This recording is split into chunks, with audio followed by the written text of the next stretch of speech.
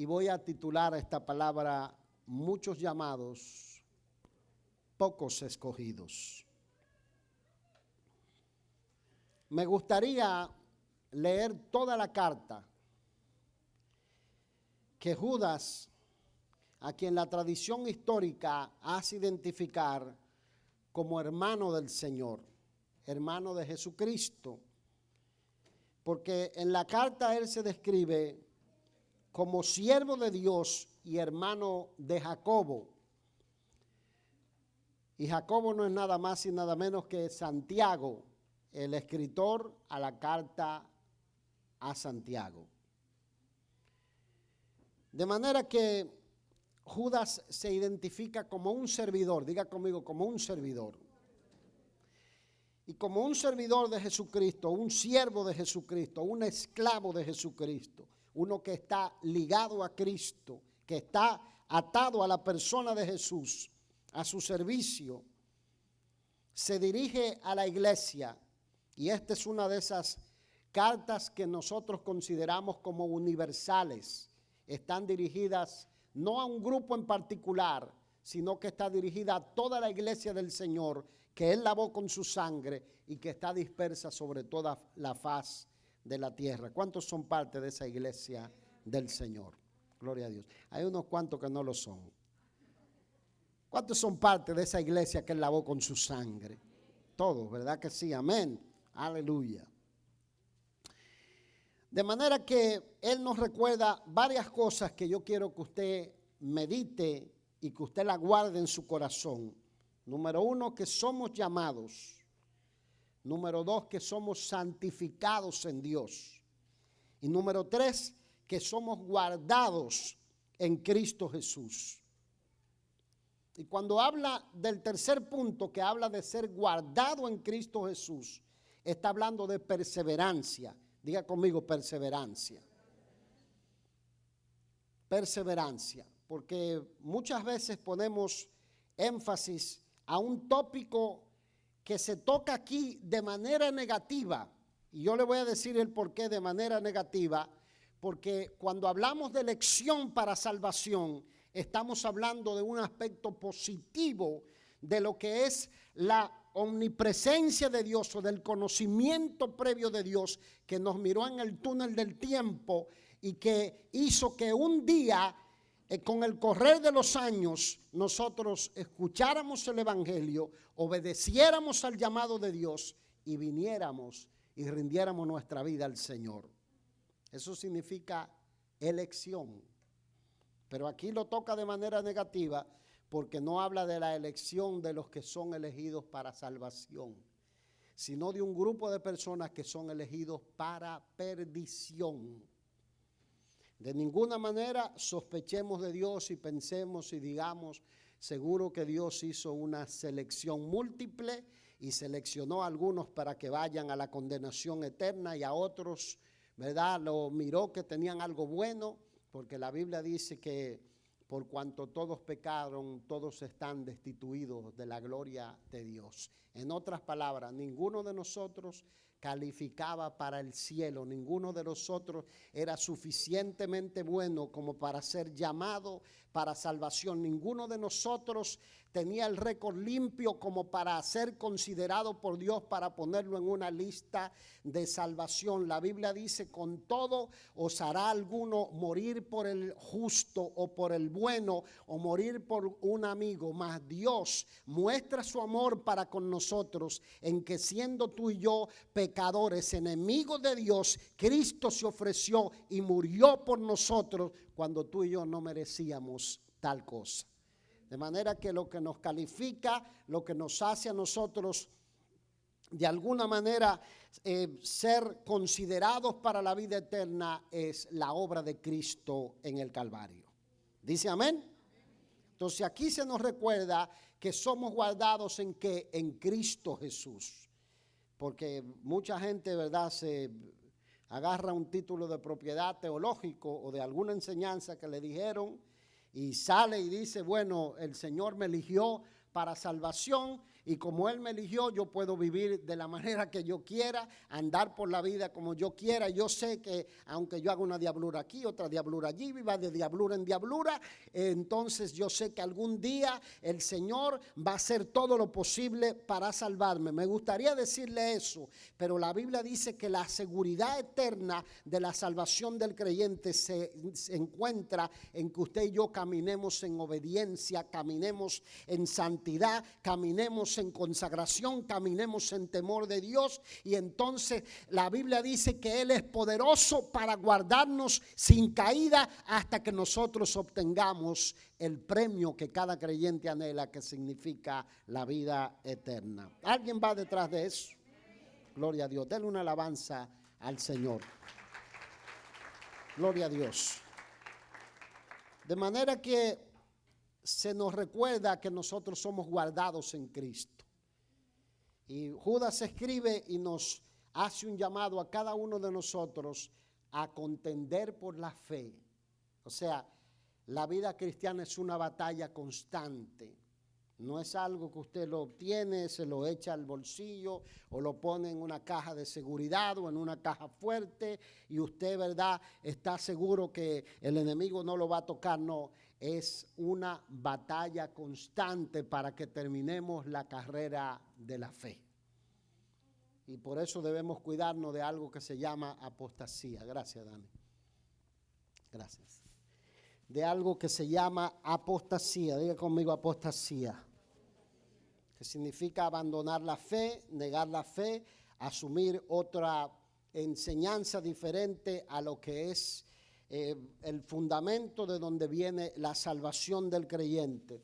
Y Judas aquí en esta carta nos advierte el peligro de que se introducirían en los últimos días de manera casi inadvertida o de manera que muy pocos se darían cuenta, enseñanzas que a veces nos desviarían de la verdadera enseñanza. Se introducirían maestros o falsos profetas que negarían hasta inclusive el que Jesucristo es el Señor.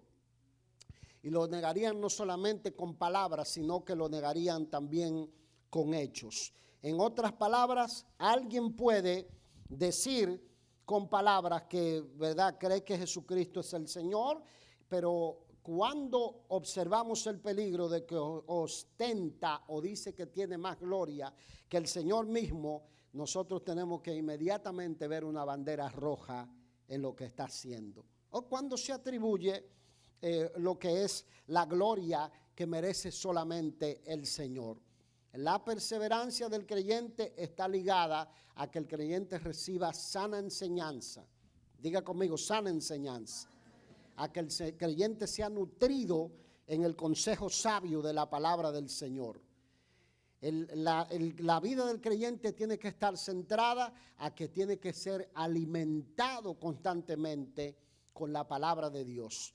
Por eso la Biblia pone la advertencia de que en la medida en que nosotros veamos que las profecías bíblicas se están alineando para que se cumpla la profecía que la iglesia espera, que es la venida o la segunda venida de Jesucristo para llevarnos de este mundo, nosotros mantengamos una alerta constante de lo que está pasando alrededor nuestro. La Biblia nos advierte de esto y esto es lo que nosotros consideramos como la relevancia o la importancia de las enseñanzas de estos apóstoles que parece que hablaban de una época de la iglesia y uno dice, ¿cómo se aplica eso a mi vida o a la iglesia hoy en día? Bueno, miremos lo que está pasando alrededor nuestro. Yo noto a través de las redes sociales, que son la fuente donde nosotros recibimos mayor información, que aparecen lo que yo le digo, esas estrellas fugaces o esas rising star que, ¿verdad?, aparecen de repente, voces confusas y que empiezan a criticar o señalar tal enseñanza o a condenar tal manifestación del Espíritu Santo. Y usted ve una persona que de repente tiene un video con 5 millones de views Y los 5 millones de views de ese video están dedicados a atacar ciertas cosas en la iglesia del Señor, o a atacar que Jesucristo nos sana, o que la sanidad es del pasado, o que los dones del Espíritu Santo son un asunto del pasado, o que de repente Dios hace milagros, pero nosotros no tenemos que pedir por esos milagros, no tenemos que creer en ellos, y atacar un sinnúmero de enseñanzas que usted dice, bueno, parece que lo que está enseñando es bueno, pero no es otra cosa que lo que nosotros llamamos apostasía, o gente que se han apartado de la sana doctrina y han dejado de caminar con el Señor. Nosotros tenemos que estar claro de a quienes servimos. Hay un escritor de nombre Justo L. González que ha escrito varios libros de historia de la iglesia y varios libros de retazos de teología bíblica. Y yo recuerdo que lo escuché en una conferencia decir que él visitó un hermano en Brasil. ¿Cuánto aman los hermanos de Brasil? Gloria a Dios. Que no lo ama no se vista que no va, ¿verdad? Y él dice que visitó un hermano en Brasil y que este hermano primero era obispo, después era apóstol y después era querubín. Entonces, el escritor decía, bueno, mientras no llegue a un rango que sea superior a Jesús, la cosa no está mal. Pero ya cuando se quieren ostentar rangos que están por encima, Pablo dice, ténganos los hombres por administradores de Dios, por servidores y administradores de los misterios de Dios. Pero se requiere de los administradores que cada uno sea hallado fiel. Y él dice, porque tenemos este tesoro en vasos de barro para que la excelencia del poder sea de Dios y no de nosotros. En otras palabras, el énfasis de lo que Dios ha depositado en la vida de los ministros del Evangelio no debe estar puesto en la persona del ministro o en el individuo, sino en llevarle gloria y honra al único que lo merece, que se llama el Señor Jesucristo, nuestro Señor.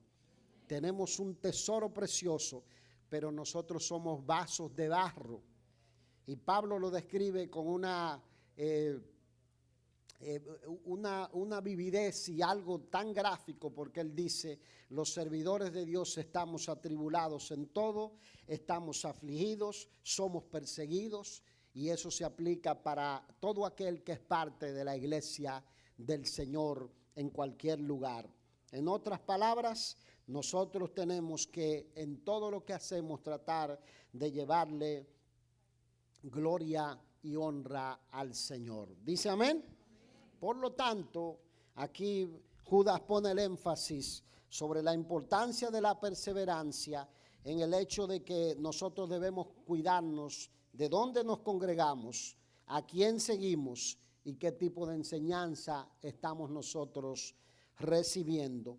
No es solo el peligro de caer en una secta donde se niegue a la persona de Jesucristo, como tenemos algunas sectas que niegan la persona de Jesucristo. No es solamente ese peligro, sino también el peligro de vivir una vida tan liviana, una vida tan contaminada, que no sabemos, a veces nosotros mismos nos paramos y cuando nos golpea alguna tribulación decimos, ¿soy cristiano o no soy cristiano?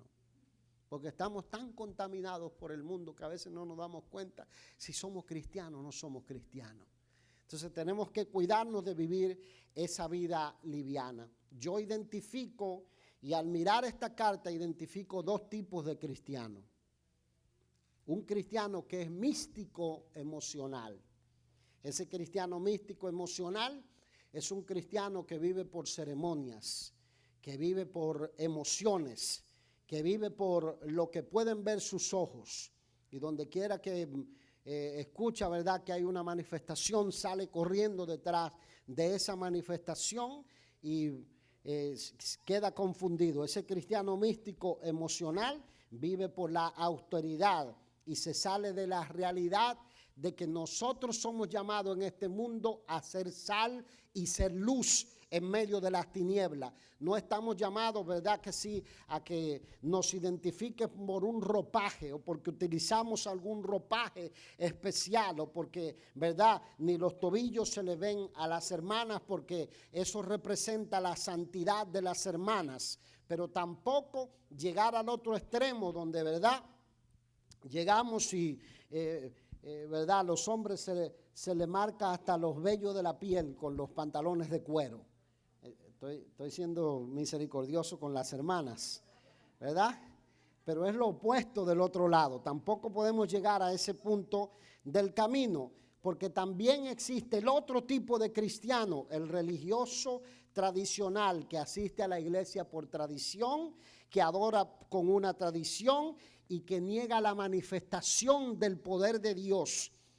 Y para esto hay maestros de toda la índole. Usted lo va a encontrar en las redes sociales. Unos que se van al extremo, que son, ¿verdad?, usan un ropaje de santidad e insisten en esto y creen que con este ropaje de santidad se puede pelear contra los apetitos de la carne o contra las batallas, contra las tentaciones de este mundo. Y otro por el otro lado que llega cada domingo a la iglesia, ¿verdad?, está preparado para oír su par de coros o su par de alabanzas, tiene su piloto automático encendido y está dispuesto y mira el reloj y dirá ¿cuándo va a terminar esto? Y ya se tardó mucho, ya el pastor contó la misma historia 3 veces y la va a contar hoy otra vez. Y dice, oye, pero esa hermana argentina tanto que canta, ¿cuándo se va a terminar esto? Y que no viene a provocar el cielo, no viene a buscar la gloria de Dios, no viene a tocar el corazón de Dios, no viene a decirle a Dios, vine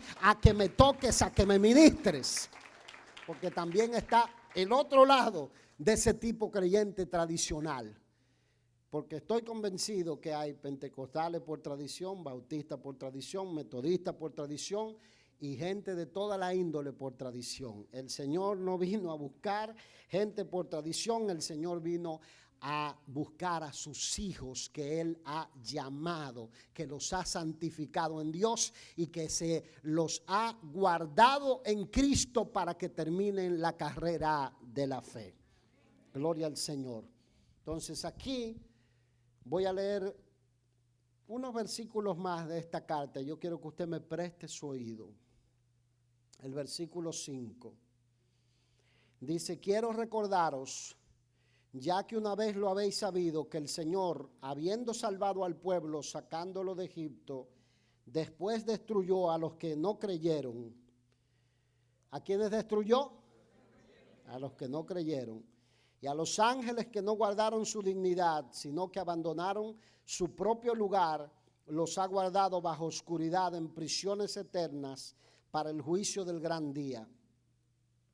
También Sodoma y Gomorra y las ciudades vecinas, las cuales de la misma manera que aquellos, habiendo fornicado e ido en pos de vicios contra naturaleza, fueron puestos por ejemplo, sufriendo el castigo del fuego eterno. Hace 4 o 5 años atrás, leí un artículo en uno de los medios de comunicación de esos en línea, donde presentaban como una de las denominaciones más grandes de Estados Unidos, de mayor influencia en la nación. Cuando digo denominación, estoy hablando de los grupos de iglesias cristianas de corte protestante, que eran en algún momento de corte conservadora y que mantenían la sana doctrina, habían decidido darle $15 millones a un grupo que se había desligado de ellos, que estaba de acuerdo con el movimiento LJCHB,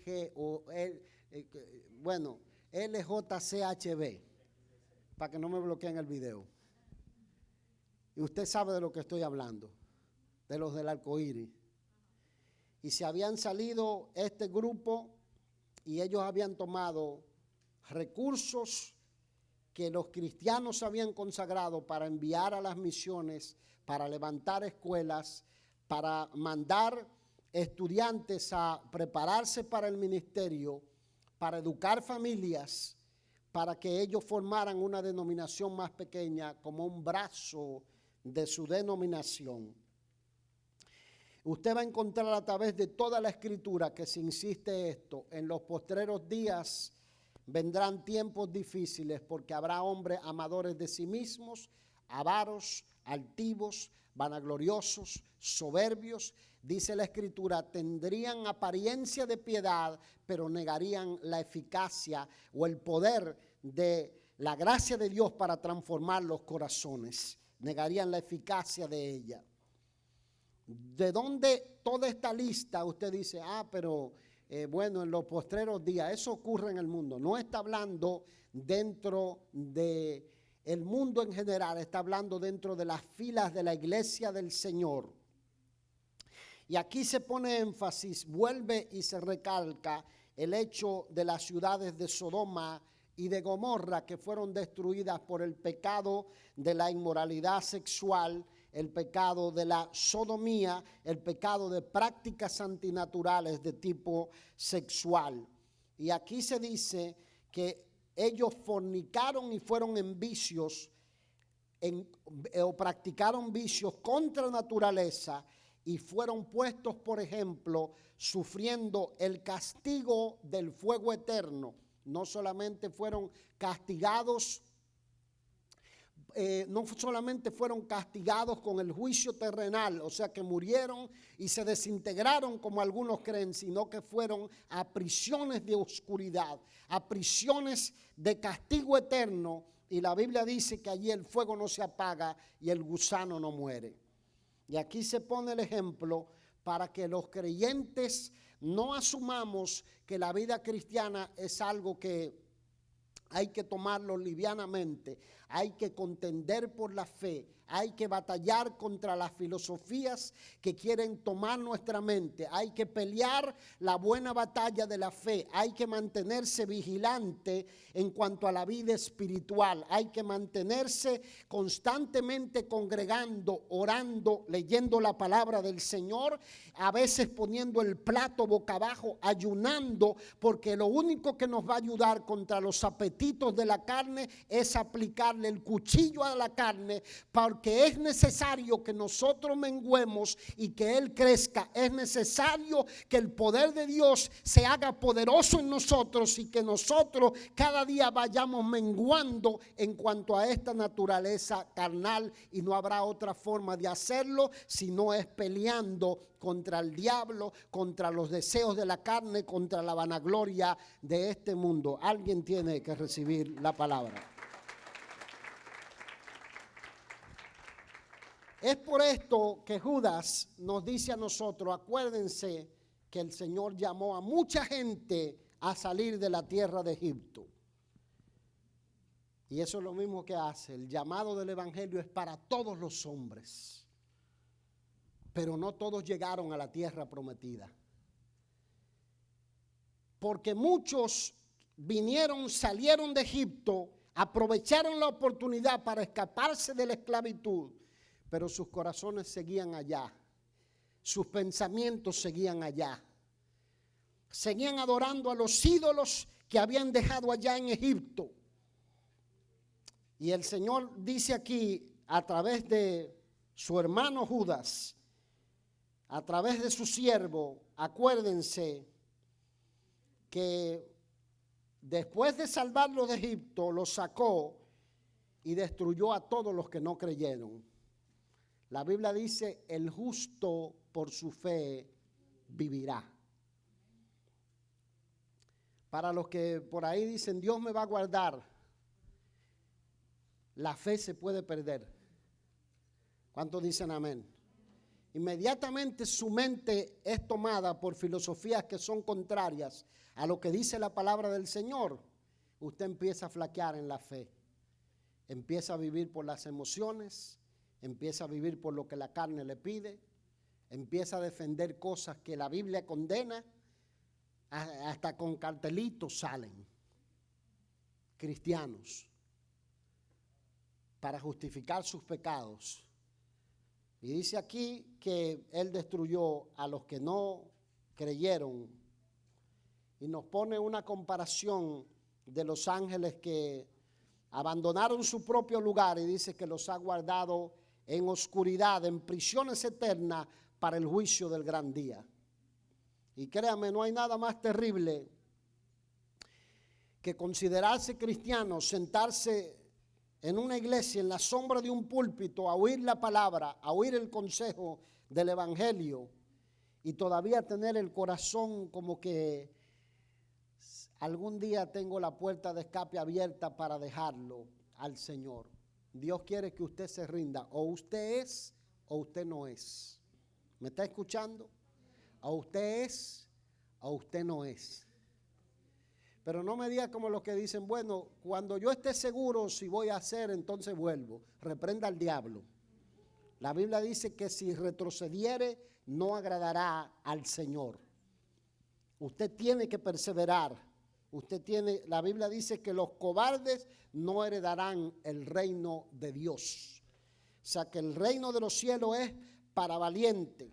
En otras palabras, o somos del reino o pertenecemos a este mundo, o estamos en la esfera del reino o pertenecemos a este mundo. En otras palabras, los cristianos no fuimos llamados para cantar 3 coros en la semana y perder a Dios de vista el resto de la semana. Estamos llamados para envolvernos en esto que se llama extender el reino de Dios, pelear la buena batalla de la fe, pelear para que otros alcancen la salvación, para que veamos la salvación en la línea de nuestra familia, para que seamos instrumentos de su gloria, para que el Espíritu Santo de Dios descienda sobre nosotros y pueda derramar sus dones preciosos y nosotros decir gracias, Señor.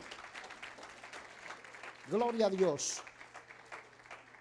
No fuimos llamados para vivir la vida cristiana con la mitad del corazón aquí y la otra mitad en Egipto. Porque la Biblia dice, corres peligro. Corres peligro. Recordemos a Lot en la puerta de Sodoma. Porque aquí se pone el ejemplo de las ciudades de Sodoma y de Gomorra. Recordemos a Lot en la puerta de Sodoma. Solo la intercesión de Abraham hizo que Lot no pereciera en la puerta de Sodoma, o no muriera dentro de la ciudad de Sodoma y de Gomorra.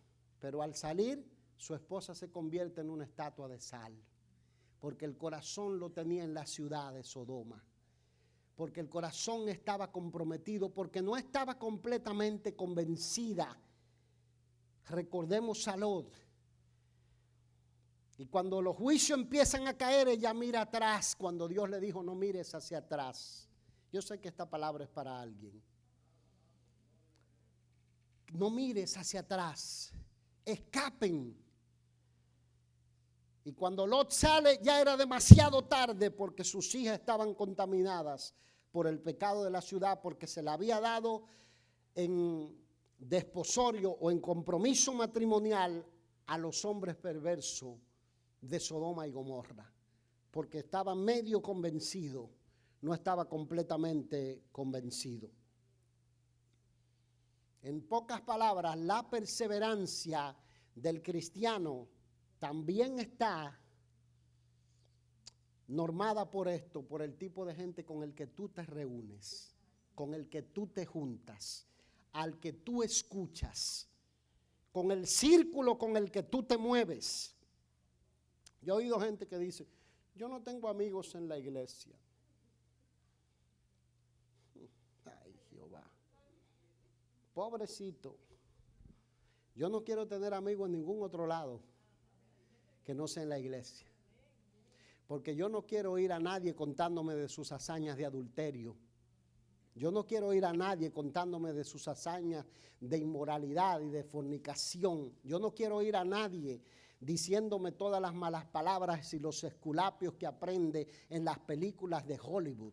Yo no quiero a nadie contándome otra cosa que no sea cómo perseverar en la fe, cómo crecer en la gracia, cómo avanzar en la vida cristiana, cómo es que el poder de Dios se va a mover en la familia, cómo es que la gracia de Dios va a traer sanidad, cómo es que Dios interviene cuando estamos en problemas, en tribulación, en batallas espirituales. Yo no quiero oír a nadie que no me hable cómo ganar la batalla de la fe.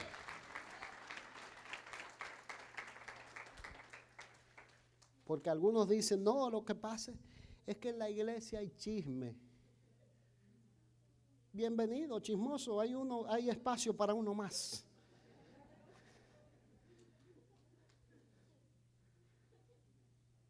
Pues hay gente que señala toda la falta de los demás cristianos. ¿Y tú? Mírate a ti primero. Aleluya.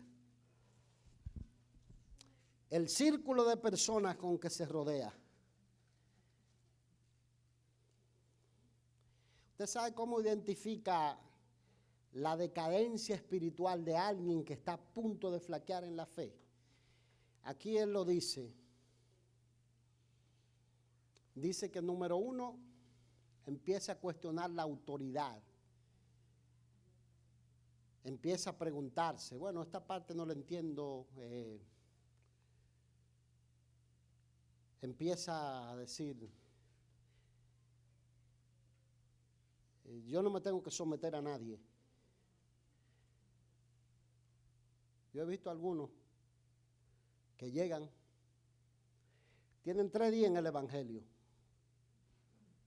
y quieren enseñarle teología a los líderes de la iglesia. Tienen 3 días en el evangelio y empiezan a hablar de cosas que no conocen. Y mire esto, mire lo que yo le voy a decir. Sonríase que el Señor le ama. Y esto yo lo digo siempre. Todos que venimos de alguna cultura, todos tenemos una falencia en nuestras culturas que el Señor tiene que trabajar con ellas. Los dominicanos tienen la suya, los nicaragüenses tienen la suya, los salvadoreños tienen la suya, los uruguayos tienen la suya. Estoy mencionando los que no están aquí. Lili sí está aquí, yo también. ¿Sí? Usted no, usted vino perfecto. Pero usted sabe, algunos tienen que trabajar con la trampa. Lo venden y lo hacen cargar el dinero. Algunos tienen que trabajar con eso. Otros tienen que trabajar con el problema de que no se someten a la autoridad. Aleluya, gócese ahora y alábelo. No se someten a la autoridad y viven una vida a veces desordenada, desorientada, porque si usted quiere liderar, usted tiene que aprender a ser liderado. ¿Alguien recibe la palabra? Es así. Usted quiere ser líder, tiene que aprender a dejarse liderar.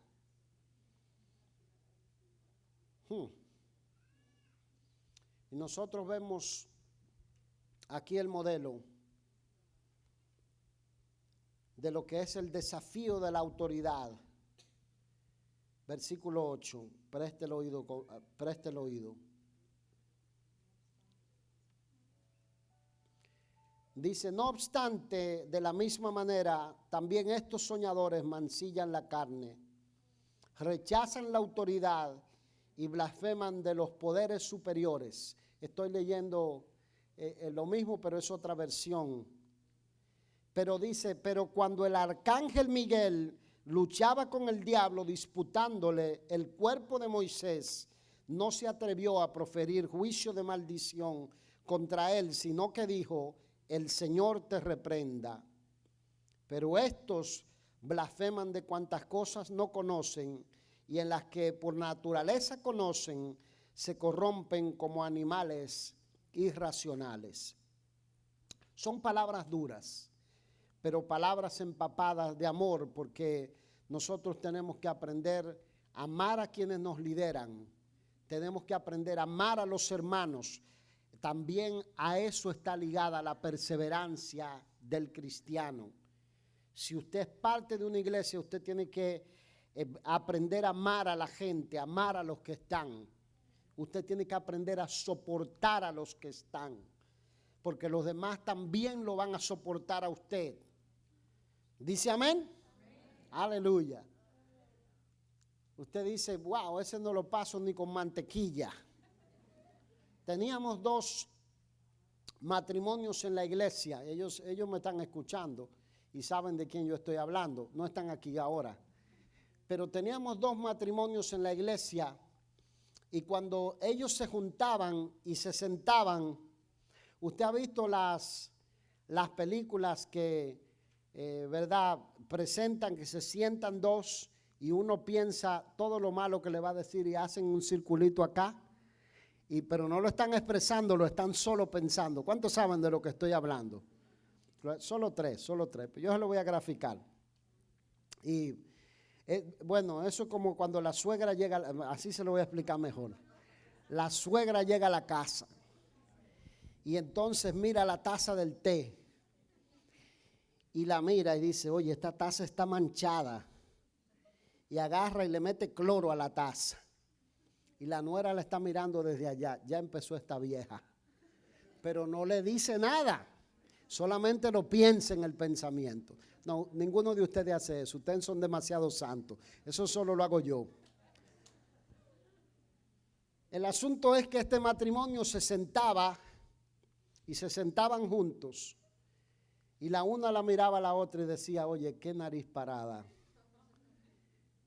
¿Qué es lo que esta se cree? Y la otra dice que dentro de su mente decía, ¿y esta de dónde cree que cayó? Esta se cree mejor que todo el mundo. Y no se podían ver. Se odiaban sin saberlo, porque todavía ni se conocían. Usted no puede odiar a nadie que usted no conoce.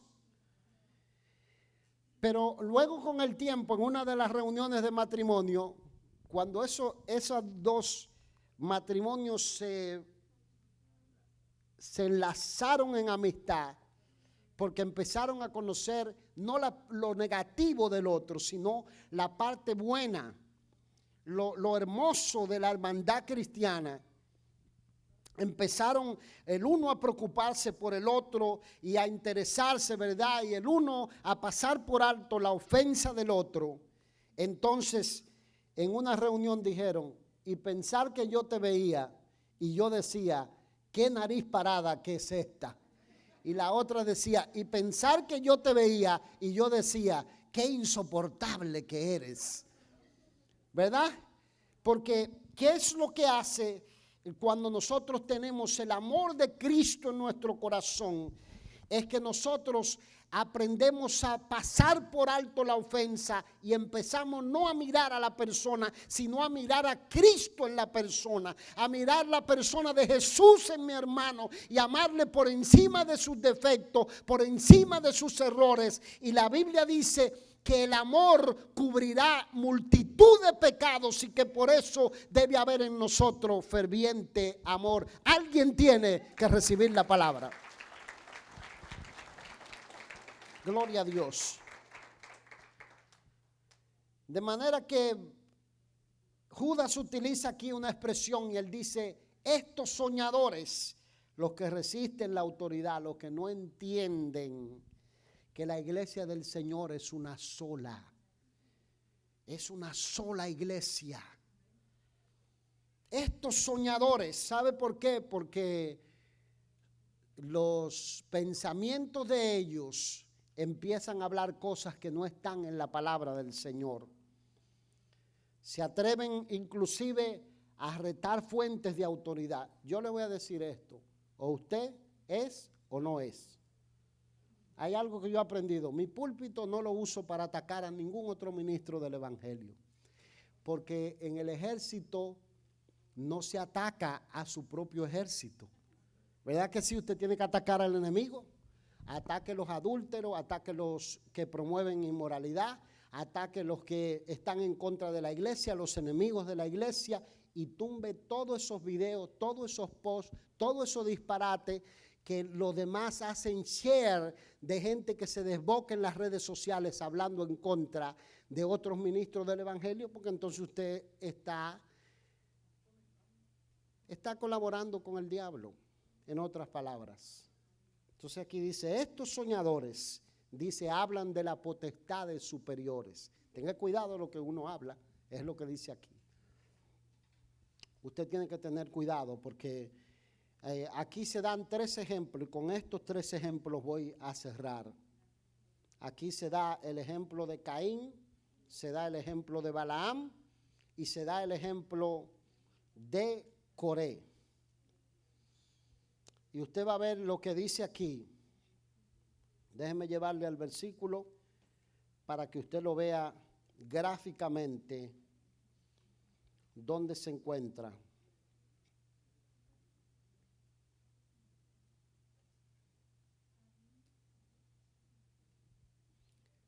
Es el versículo 11.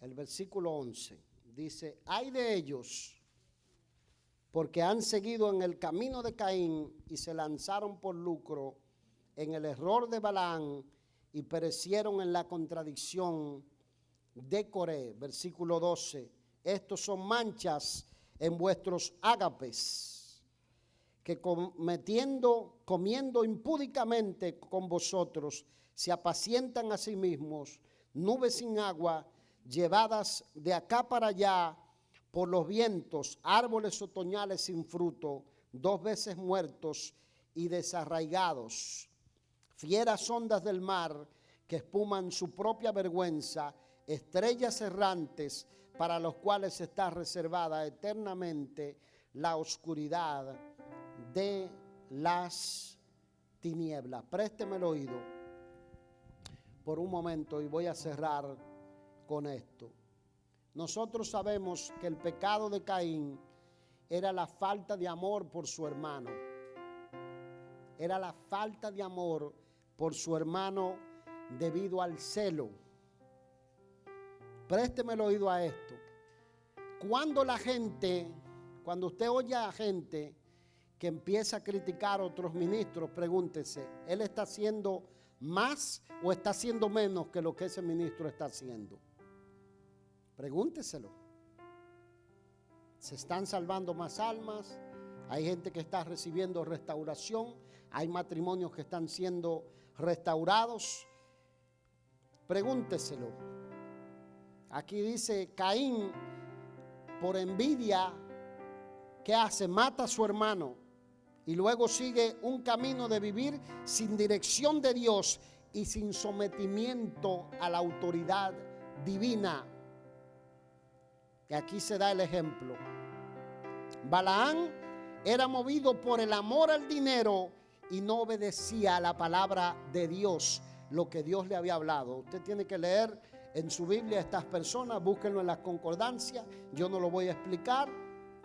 Y en tercero, Coré era uno de los que salió de Egipto, que era líder del pueblo y se rebeló contra la autoridad de Moisés y levantó una murmuración que dividió al pueblo y la tierra se abrió, dice, la tierra se abrió literalmente y se lo tragó a él con toda su casa. Todos los pecados practicados por estos hombres tenían un sello. El sello se llama falta de amor. No había amor en sus corazones. Esta es la identidad que debe reinar en la iglesia del Señor que Dios compró con su sangre. La iglesia que Dios llamó. Póngase de pie, por favor, por un momento. Esta es la identidad de una iglesia que ama, de una iglesia que restaura, de una iglesia que ama la palabra de Dios, de una iglesia que ama la presencia de Dios, de una iglesia que no tiene otra pasión que no sea alcanzar a los demás, de una iglesia que la gente entra por la puerta y la persona no es invisible porque no es un número, es una persona, es un hijo de Dios, es alguien que viene a buscar la bendición del Señor. Esa es la identidad que debe reinar en la iglesia del Señor. Amén. Cuando usted ve a alguien, usted dice, me cae mal, revísese usted. No revise la otra persona, revísese usted. Usted tiene que amar a su hermano. Usted tiene que ver a Cristo en su hermano.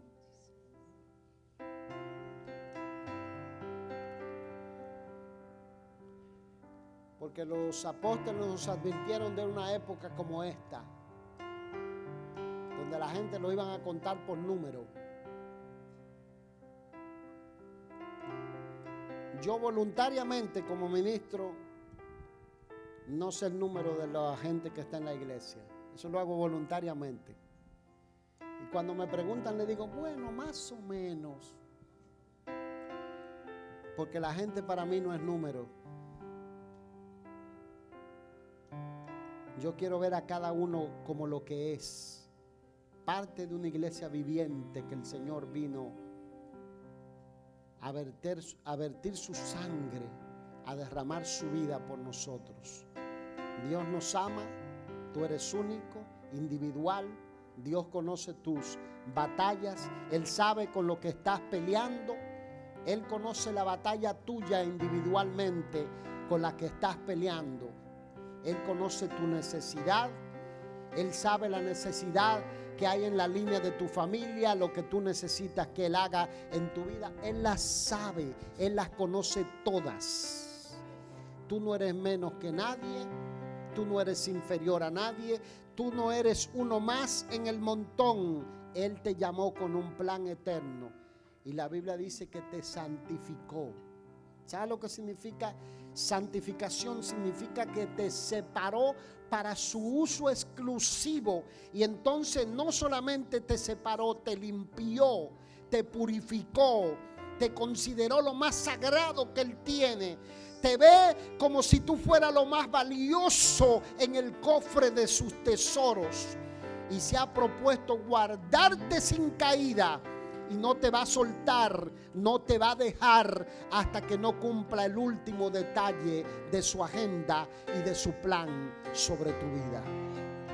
Gloria a Dios. En otras palabras, tú eres un elegido de Dios, una elegida de Dios.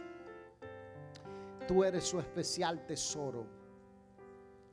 Y yo quiero que usted salga de este lugar con esa identidad, esa convicción de que tú no estás escondido a los ojos de Dios.